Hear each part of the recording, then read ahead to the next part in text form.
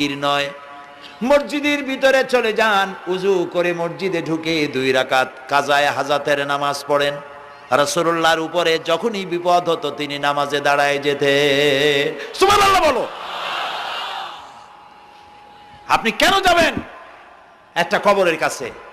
আপনার সাহায্য কামনার জন্য কোনো পীর নয়, আপনার সাহায্যের জন্য কোনো কবর নয়। সাহায্য পাওয়ার জন্য কে? আল্লাহ চান আপনার ঈমানটা খালেস হোক। আল্লাহ তাআলা এটা বরদাস্ত করতে পারেন না যে মানুষ কারো কাছে গিয়া আরেকজনের কাছে গিয়ে নথি স্বীকার করুক। আল্লাহ সহ্য করেন না। ইন্না শিরকা লাযুলমুন আযীম, শিরক হচ্ছে মস্ত বড় জুলম, অত্যাচার। আল্লাহ সব থেকে অপছন্দ করেন কোন গুনাহ বলেন? শিরক। আল্লাহ সহ্যই করেন না। কেন করেন না?